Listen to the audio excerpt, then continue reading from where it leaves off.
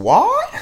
MizzyWorld Entertainment is back to present MadMizzy Sports Morning Show, the #1 spot for everything sports talk, sports news, sports debate in the morning. Happy Friday. We got a beautiful rundown today. Of course, we got to start this rundown with the huge news of the Brooklyn Nets suspending Kyrie Irving for at least 5 games without pay.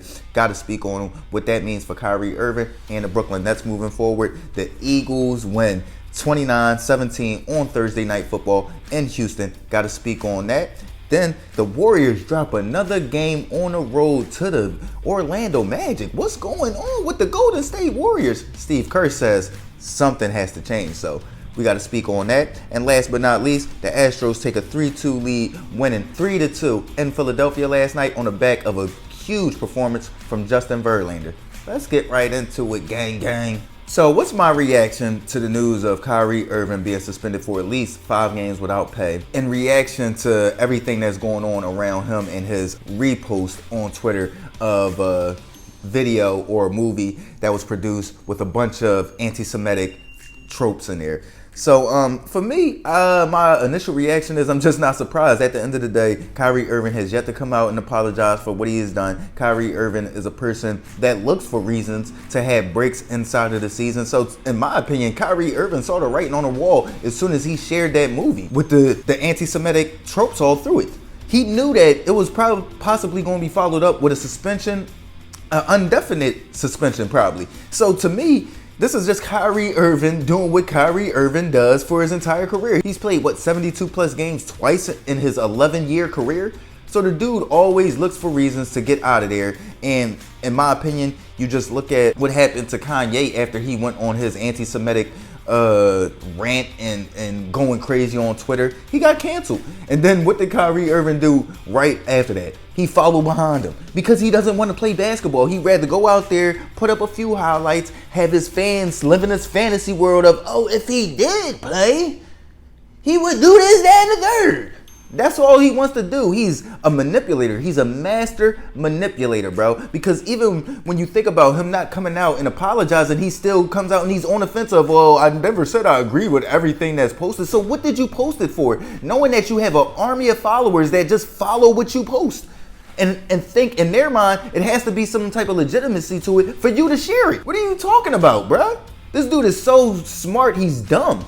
You get what I'm saying? Like, he tries so hard to be the smartest man in the room. He always ends up putting his foot in his mouth because he doesn't know how to come around and explain it. At least with Kanye, you see that Kanye's going through it with Adidas. You know he's going through it with Jewish executives. You know he probably just mad. When you looking at Kyrie, it's like, bro, what are you going through? Why are you pushing this? Oh, well, I ain't said I was anti-Semitic. So what did you share it for, bro? This dude is a walking contradiction, man. I dislike everything about what he stands for off of the court. He doesn't stand on anything that he does. He just throws little pop spots, and then, like Stephen A says, he sits back and he says, oh, well, if you don't understand it, then I guess I'm just past your intellectual level. No, bro, you didn't explain it. What are you talking about? It doesn't take that much to explain it. And then the one thing I'm gonna say about this whole anti-Semitic movement that everybody is pushing, I never heard Dr. King say anything against the Jewish community. I never heard Brother Malcolm say anything this drastic against the Jewish community. All they were talking about was the unity of black people and the love of black people and black people building and acquiring their own wealth. I never heard of any bashing of the Jewish community and the belittling of the Jewish community. I didn't hear none of that from Brother Malcolm, Dr. King, Sam Cooke, Muhammad Ali, any of them. But these YouTubers, y'all know, y'all got more information than all those brothers did when they did more for the community than y'all ever could think of. All these dudes that's running with this whole Jewish anti-Semitic thing is just people running with something for views and topic of conversation, and they really don't care how it affects anybody else. And I'm gonna tell you this, y'all, to me, y'all are in line ideology with those racist white people. You can be pro something without trying to diminish another race or religion. That's the #1 thing. You don't have to be pro-white. You don't have to diminish black people to be pro-white. You don't have to diminish Jews to be pro-black. You don't have to diminish Asians or Jewish people or white people to be pro-black. You don't have to diminish blacks or whites to be pro-Asian. None of them are. You go down Chinatown, they accept everybody in. I don't see them saying, oh, our religion and this, that, and the third. To me, it just comes off as us not loving ourselves and wanting to step in and be Jewish. When at the end of the day, we don't support each other like Jewish people do. The Jewish dollar goes around 20 times in the Jewish community before it exits the Jewish community. We kill each other over minuscule misunderstandings. Jewish people don't go out there and hunt each other left and right like black people do. Like, come on, dog. It's a lot that goes into it, and I'm not even wanting to get into it. Kyrie Irving, to me, is just a buffoon, and he stood on his idiocracy. Point blank, period. And this is what he wanted. He loves to play half a season. He got what he wanted. Let's move on to the NFL, though. The Eagles win in Houston, 29-17 on 93 rushing yards from Miles Sanders, 103 rushing yards altogether.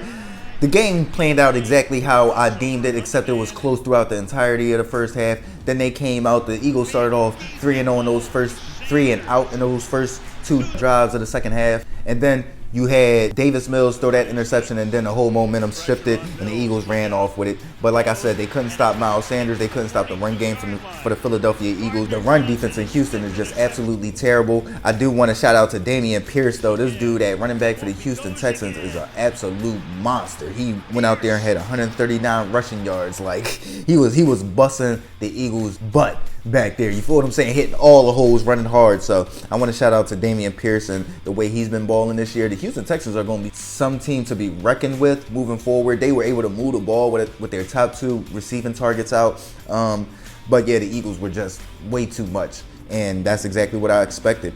Let's move on to the NBA. The Warriors go to 0-5 on the road, dropping another game, 130-129 in Orlando. What is going on with Golden State? To me, like I said, it's the bench. You keep looking at the bench.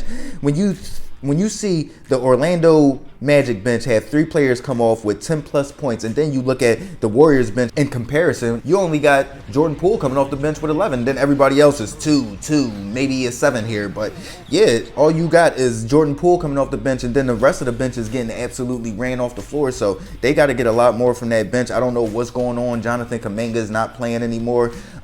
Steve Kerr says something has to change, and I completely agree for y'all to start off 0-5 as the defending champs, and then they lost to some lower level teams on the road. You think about the Hornets, the Pistons, and then the Magic. Come on, dog. We know y'all got a bullseye on y'all back, but come on. Y'all got to pull those games out, you feel what I'm saying? So you got 39-9 from Steph, and then 27 from Clay, and y'all still lose.